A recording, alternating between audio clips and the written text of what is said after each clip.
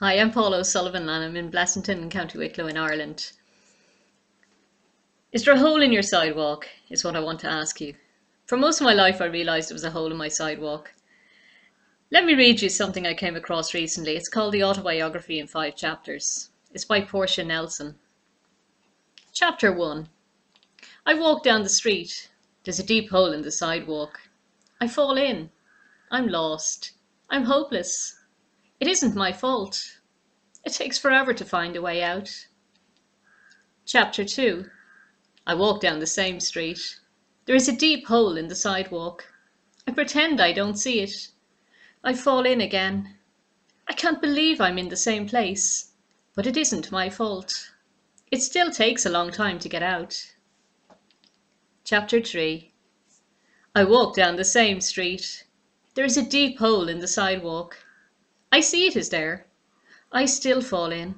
It's a habit. My eyes are open. I know where I am.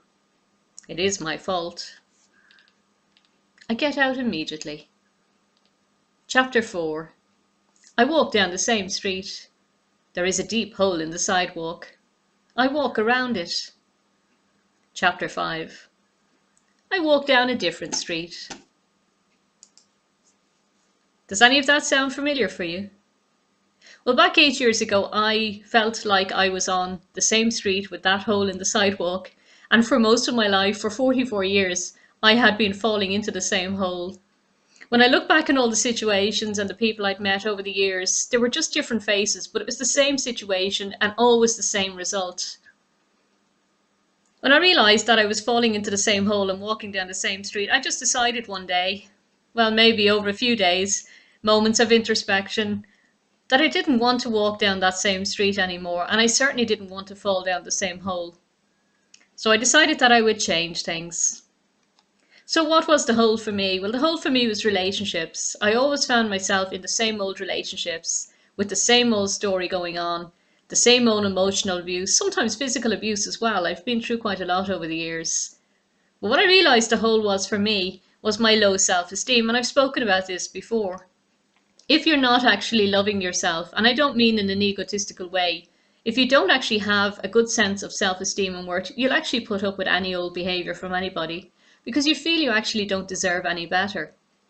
It takes a lot of work to actually build up your self-esteem, and when you do actually start seeing yourself as a sacred being, and everyone else as well, there's no ego in this.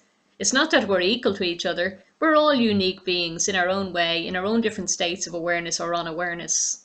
But once you reach this higher state of awareness yourself and you build up your self-esteem and you start valuing yourself, loving yourself, accepting yourself, respecting yourself, appreciating yourself, all of that kind of thing, you actually won't put up with the behavior from other people who don't value, respect, love, accept you, etc., etc.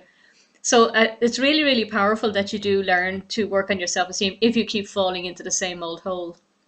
Now, some people say that autobiography in 5 chapters relates to addictions, and it can do too, and sometimes relationships can be addictions as well. We're seeking outside of ourselves to fill a void that's within. So we haven't really learned to love or accept ourselves, so we're looking outside of ourselves for someone else to do that. We're looking outside for someone to give us that something that we're missing within. Well, addictions are kind of the same thing.